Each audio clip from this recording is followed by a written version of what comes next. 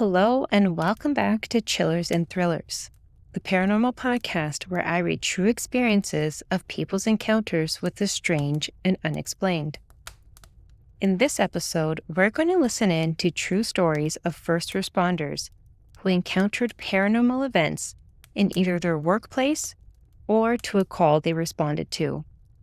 From haunted jail cells to ghostly 911 calls to kind-hearted firefighters, this episode has a whole range of encounters. Considering the high energy, many times traumatic events first responders are witness to, it's no wonder they encounter more than just the living. As always, I would love to hear your thoughts, or if you had your own experience, feel free to share with me via email at chillersandthrillers@gmail.com. Now, get comfortable, turn down the lights, and listen in. Cell number 1 is empty by Marco Castillo. I've seen a lot of things in my career, things that would make a citizen doubt my sanity. From being dispatched to chase a UFO to responding to calls of ghosts. But the most unusual thing that happened to me was witnessed by several officers and a dispatcher. One evening, I had brought in a guy for domestic violence. As he was a bit rowdy, I was joined in booking by the sergeant and another patrolman. I'm in the process of booking Mr. Tough Guy when I glanced into cell number 1. There was a guy in there, short haircut, glasses, and a white t-shirt, just staring at us. I ignored him because I didn't want him to start banging on the window demanding a phone call or something. So I finished the booking process and escort Mr. Tough Guy to his cell, walking past cell number 1. The guy in the cell just stood there, never saying a word or moving. We all then leave booking and go about our business. Sometime later, the sergeant asked me to check the paperwork for the prisoners, to see if there are any ready to transport to the county jail. I grab the paperwork and go into booking to do a head count. Cell number 1 is empty. I panic and tell the sergeant, who also panics, and he and I begin to make phone calls to the detectives to see if they had moved the guy or had released him. They all say they didn't go into booking at all. I then checked the computer and the paperwork again, and the head count was accurate. No one had been placed in cell number 1. We go to the dispatch office to check the surveillance video for booking. We rewind the footage where I can be seen booking my prisoner. We fast forward to the point in the video where we all walk out. As soon as we walk past the door, the guy in number 1 blinks out of existence. We were all freaked out by the occurrence. When we tried to transfer the video to a DVD and USB drive, the guy in the cell did not appear. We still hear and see stuff every now and then, and prisoners in the detox tank can be seen talking to someone in the direction of cell number 1, even though it appears empty. To this day, I'm wary of going into booking alone.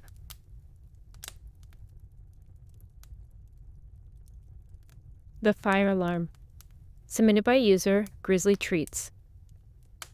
I'm a police officer working the desk from 3 o'clock to 11 o'clock. Fire alarm signal goes off. Many years ago, the police department offered alarm monitoring services. We still had about 10 to 12 places that were hardwired, and it would require pulling apart a lot of equipment to disconnect the system, so we just kept it going. The first shift dispatch is already punched in, so she took it. I'm headed out the door to the fire department when 911 rings from the same address. I answer it. No one in the other line. Assume they barely got to call before passing out, I bolt out the back door, hop in a squad car, and radio in the 911 call on channel 3 that both police and fire can hear, and that I'm going directly to the house. I arrive just as another unit shows up. No signs of smoke, no sign of anything. An older woman comes walking up the street pushing a wheelchair with an elderly lady, her mother.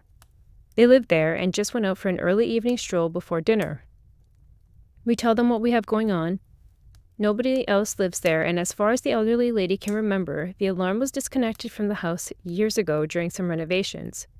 They don't have any alarm systems either, just a couple of smoke and fire detectors. We walk around the house, get to the back door off the kitchen, and you can clearly smell gas. We turned off the gas at the main, set up some fans to air it out, and find a cracked gas line moving to the oven. The daughter said she spilled some coffee she was making for their walk and had to move the oven a few inches to clean, and that probably broke the line pushing the oven back in.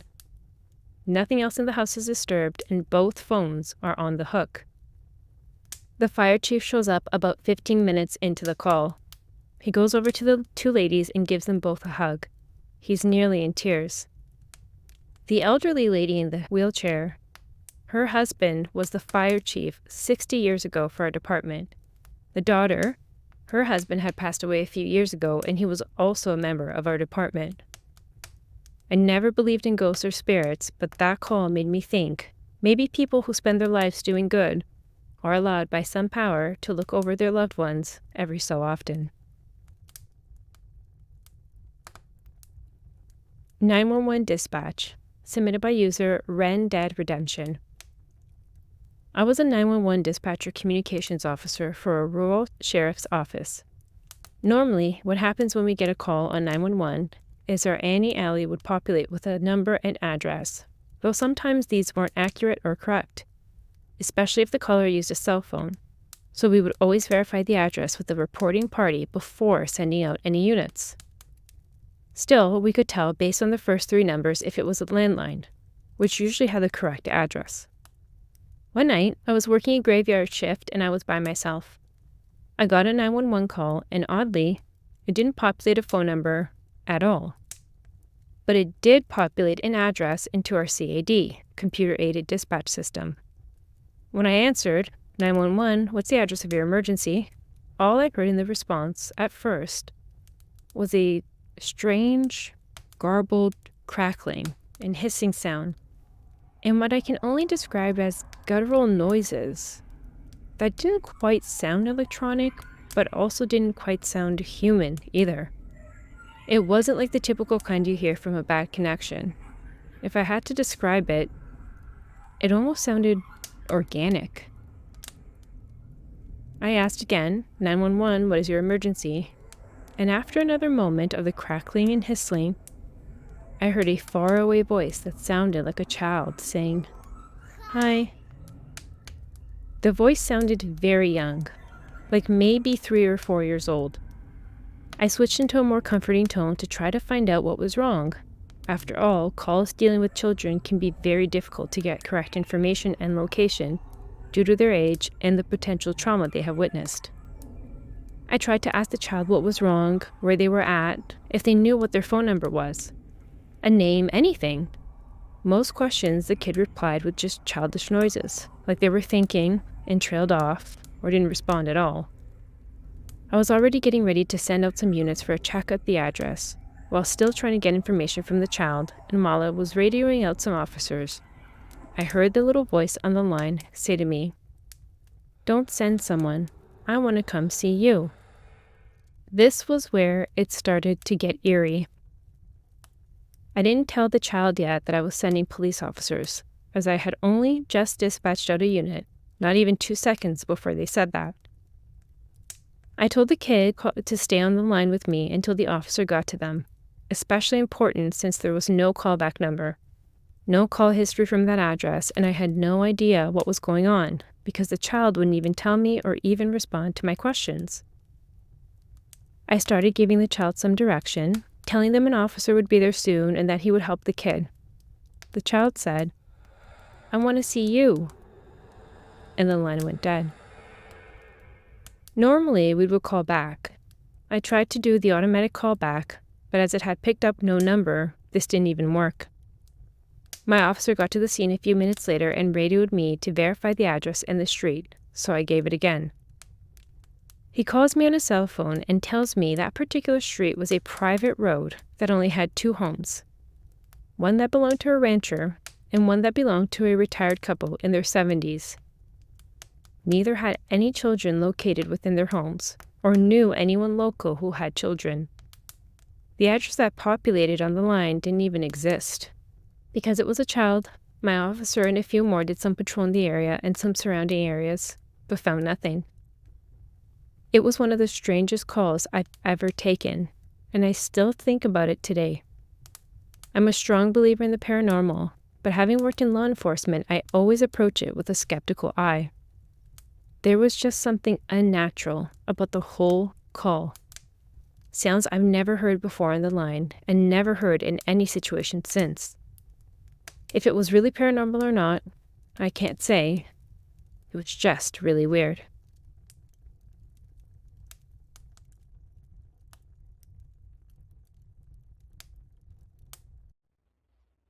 The Neon Eyes, submitted by user YourEDcaressa.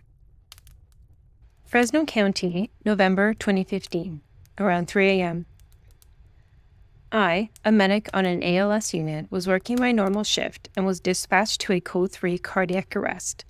The call info only had that the patient was a 34-year-old white male, and the sheriff PD was on scene. The location was in the more desolate farm properties in the valley, no streetlights, just dark, cold, and engulfed in a dense fog during the winter. Rolling up, I see the patient, in handcuffs, sitting on his hands with 2 sheriff's officers surrounding him. He had a small laceration and rope burn to his neck, but he was very much alive. When looking at him, his eyes had little of the white and were black. He was quiet until I sat him on the ambulance gurney. The man was sobbing, trembling, and screaming that he can't take it anymore as I was putting on our leather restraints on his wrist, and all I could feel was cold. This is where it gets freaky. I have never seen anything like this or heard of an experience alike to mine. On the way to the hospital, a few good miles down the road, we made a wrong turn and got a little lost and took a back road. The patient was quiet and trembling. He wasn't fighting the restraints. He almost seemed to feel safer in the back of the ambulance. I looked out the window and saw a house. Mind you, every house are acres apart from one another. And the house looked like the others. It looked normal. But next to the house was a big tree, and in a separate position was an old 4-door sedan that was parked. The car looked out of place and was clearly separated from the house and the tree. It was like its own place. It was odd and creepy. I could normally see in a car's cab, where I was seated, and see the headrest of the driver's seat from afar. But this car was pitch black on the inside. Almost if the darkness was coming out of the windows, because it was the deepest and darkest black I've ever seen on the inside. All I saw when I looked inside was the deep dark black and 2 neon dark blue eyes staring back at me. I immediately felt the back of the ambulance get colder and got goosebumps. At first, I thought it was a security light or reflection in the car. But as we passed the house, the car turned on, pulled out, and started following us in the ambulance. The neon blue eyes were still there, and the cab was dark as dark can be. The car followed us miles to the highway, still with the eyes staring and the deepest, darkest black in the cab. Even with the streetlights, I could not see into the car. I was almost mystified by this and forgot about my patient in the ambulance and my partner. But I did not at all feel welcomed by those neon dark blue eyes. It was almost threatening and felt as if it wanted my patient. We were on the highway and this car still followed us almost 20 miles now. The neon dark eyes were still there, and even with the highway lights, I could not see into the car. It got colder. I started to feel as if it noticed me watching and was watching and focusing on me now instead of focusing on my patient. The car then sped up and pulled up next to the ambulance in the next lane while we were driving and looked at me. I was very literally 5 feet from this car and could not see into the cab from the window. All I could see were those dark neon blue eyes and darkness, but it wasn't looking ahead, it was looking at me. And in that moment, I said out loud and challenging it, "Go away. You are not touching this man. This man is my patient. If you want him, you'll have to come through me. I'm stronger than you, and I will not let you have him." After I said that, not even a moment later, the car in my ambulance split off. It was no longer cold in the ambulance, and my patient was no longer gray in the cheeks. He was starting to get color and returning to normal. It wasn't until after the call and we got the patient inside the hospital when I realized what just happened. I truly feel and felt that whatever the deep neon blue-eyed thing was not human, and it wanted that man. I never believed the paranormal or demons or spirits or anything that wasn't hardcore science existed until I experienced this. I haven't had an encounter like that again, and I hope I never do. I do not know if that man is still alive or what his outcome was, but all I know is what I experienced and saw that night. Amherst, submitted by Anonymous. My brother is a deputy, and at the time I worked as an EMT for a few small towns in northeast Colorado. I frequently went on ride-alongs with him while waiting for 911 calls to come in. This story took place in Amherst, Colorado. The town is very small. Amherst has about 50 people, a church, some houses, a grain tower, and a park. It was about 3 a.m., and we were about to call it a night. As we were making our last check on Amherst, we noticed movement at the park, but couldn't really tell exactly what was going on because it was pitch black. We drove up and stopped alongside the dirt road, flipped on the spotlight, and as we moved the light around the park, it finally settled on the back of a young girl, maybe 13 years old, sitting on a swing with her back facing us. We left the spotlight on her, and she wasn't moving. She just sat there, facing away from us, looking down at the ground. Needless to say, it was a very creepy situation. We both looked at each other with that face you can make when something is out of the ordinary. I quickly suggested that we should call her over using the PA system, and he agreed. As we looked back over, she was gone. I mean, no signs of anyone anywhere. The park was in a wide open area. She couldn't have gotten out of sight in the amount of time that we had our exchange of words. I remember saying, should we get out and look for her? Maybe she hid behind the park toys or something. My brother just looked at me and said, hell no, and drove away. It still creeps me out to this day. Tales from my dad. Submitted by user, heyimkrissy. My dad's a cop as well as my cousin, and they've told me plenty of stories. I'll try to keep it brief, but there are quite a few stories to get through. Currently, around 95% of all the cops in his precinct are convinced the police station is haunted. I think there's only 1 or 2 guys, both rookies, who haven't seen anything for themselves yet. Anyway, all the cops describe seeing a shadow person with red eyes around the precinct, but the cell area is where they seem to get the most activity. So far, he's described experiences where he was alone in the precinct and the cabinet doors will swing open. Things would get pushed off desks, empty chairs will suddenly start spinning around, doors get slammed. Even scarier, though, is the sighting of the actual entity.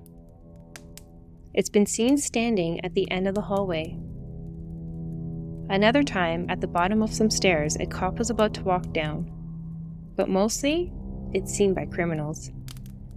They haven't been able to get the entity on video, but they have a lot of footage of people in their cells seeing something just off camera and looking absolutely terrified. My dad says the criminals will often tell him, "This place is haunted, man." And he always just shrugs and says, "Yeah, it is." At this point, none of the cops like to be in the precinct alone, because that's when all the sightings seem to happen. A close family friend has an experience there as well, which she told us all about. She was at home when she got a call from a strange number comprised of entirely sixes. She sees the screen light up and read 666, 666, 6666. And she's horrified, but just watches it until it stops ringing. Literally 5 minutes later, she gets a call from her friend who's a cop, and she says, "Let's smudge the police station. We have to do something about this thing," which she agrees to. The phone call made sense to her now, because she claims that once a spirit knows that someone is trying to drive it away, it tends to fight back harder, using fear to keep people from coming near. She gets her smudged shell and eagle feather ready, and they go to the police station that day. They smudge the entire place, feeling its presence the entire time. She said it felt angrier and angrier as they moved throughout the precinct, making more noises and even closing the door on them at one point. They saved the cells for last, knowing that they would be the most difficult place to cleanse, but they weren't entirely successful. They got into the cell area and immediately felt like it was much harder to breathe. The sage kept trying to extinguish, so they had to blow on it more just to keep it alive. The lights went out, and the shell holding the sage cracked in half. That's when they got the heck out of there, hoping what they did was enough. Typically, the signs that you're dealing with a particularly strong entity is when the sage wants to extinguish and when the shell cracks in half. This being the more serious sign. When this happens, you have to hold the shell together until you get away from whatever you're trying to get rid of, and then bury the shell in the earth. They did this, but it hasn't seemed to work. She realized later, though, that they cleared the building wrong. They moved through the building in a sporadic fashion, going from outside in, when you're actually supposed to move through the building in one clean sweep, closing doors behind you as you clear a room, eventually ending at the entrance of the building, since the goal is to drive it out. The precinct has also gotten a lot of calls to people's homes describing paranormal experiences to them. Of course, everything stops when they arrive, but the stories are pretty wild. There was one time a lady had called 3 nights in a row, each time complaining about the same thing. She said there was knocking outside each of her windows, all at the same time. She assumed it was a group of teenagers playing pranks on her, but when the cops would arrive, no one would be there. They do a quick scan of the woods and the areas around the house, but they never found so much as a footprint. On the 3rd night, they arrived to the same situation. This time, the neighbor came walking over, pale as a ghost and clearly terrified. He asked, "Is this about the knocking?" And they said, "Yeah, did you see anything?" He did see something, and he told them the story. He said he'd come outside for a cigarette on his front porch when he started hearing knocking. He looked around to see where it was coming from when he saw a black figure standing outside the window of the neighbor's house. It knocked on the window a few times before taking off and running in circles around the house. Too fast for any human, knocking on every window and door. He said it did this around 4 times before running across the street and into the woods. It went behind a tree and then peeked out from behind, looking directly at the neighbor with eyes that were yellow and reflective like a cat's. Then it smiled at him. There were also multiple sightings of this thing around the reservation for a while. I remember it being the talk of the town. The cops never saw it, and they would just get calls about it afterwards. Those are all the stories I've heard. We live in an Indian reservation, though, and I feel like more paranormal stuff happens here than it does in other places.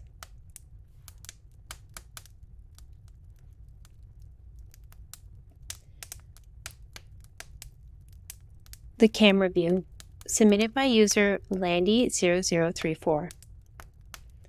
I'm a cop, and this is a real call. I've been on patrol for several years and love stuff like this. I had a backup officer with me who witnessed everything. Dispatch sent me to a call in a mountain area late one night. They said the caller reported several people holding a baby above their heads and chanting while standing on her property. The call sounded ridiculous, and I smirked as dispatch gave the details. I arrived at the proper address after driving about 20 minutes along the mountain road. There's not much else up here, and it was extremely quiet. No one walks around out here, and there aren't many cars driving this late. I walked along a gated driveway through a light wooden area. I found the caller's home with 2 dim lights near the front door. The house was surrounded on 3 sides by heavy woods. I felt a little uneasy just looking at the house. I knocked on the front door of the house while standing on a large patio. I heard something move to my left, which startled me because it was close. It sounded like a person, but something big. I looked to the left and used my flashlight to light up the patio, and I didn't see anyone. I continued to knock. I could hear 2 voices inside the house. I clearly heard a male and a female. This made me feel a little bit better, and I thought I heard someone on the patio, but it must have been someone inside. The female eventually opened the door. She was terrified, almost crying. She asked me to come inside and to close the door. She led me to the living room where I saw a very cheap security monitor, almost like a baby monitor camera setup, with audio and video playing. The camera setup only provided live feed. The camera was positioned to view the front door and the patio area where I was just standing. The audio was silent as I watched the monitor for a few seconds. The woman began to explain when I interrupted and asked where the male was inside the house because I had heard his voice. She looked confused and said she was here alone. I was surprised because I know for a fact I heard a male's voice when I knocked. I asked her several times and initially thought she was lying to me. My partner checked the house and did not find anyone. The woman said she was reading while sitting on the couch when she heard something over the security camera. She looked at the display and saw 2 people on the patio, standing at the front door. She heard knocking at the door and called the police. I looked at the monitor, and although it was low quality, I could see the patio and the front door area with decent clarity. As the woman continued to explain, the audio on the monitor went from quiet to extremely loud. We all stopped talking. The caller was shaking. I looked at the monitor, but didn't see anyone. The loud audio continued to blast from the speakers. The audio sounded like wind, but it was not windy that night. I asked the woman, "What is that?" And she said, "It's them." I looked at my partner, who was nervous. The woman gives me her cell phone, stating she took pictures of the monitor showing the 2 people on her patio. I looked through several low-quality pictures and didn't see anything. I continue to scroll, and sure enough, I see what looks like 2 tall figures standing at the door. One of the figures is holding something. The figures looked strange, all dark and featureless in contrast to the video I saw on the monitor. I was in disbelief and I thought, oh my god, she's telling the truth. I continued to scroll and saw one figure holding something up over its head. Another picture showed the item at the base of the door with both figures standing near it. I tried to reason to explain what could have caused these images, but it was pretty apparent that there had been 2 subjects on her patio. We checked outside, walking the property to the tree line. I mentioned the movement on the patio and the male's voices from inside the house. My partner asked me to stop talking about it. We finished checking and returned to speak with the caller. She says she'll be driving into town and staying at a hotel because she was too scared to spend the night. We walk along the driveway back to our cars. My partner jumps into the patrol car and takes off. I laughed, but I felt really uneasy, standing there in the dark. And then I left shortly after.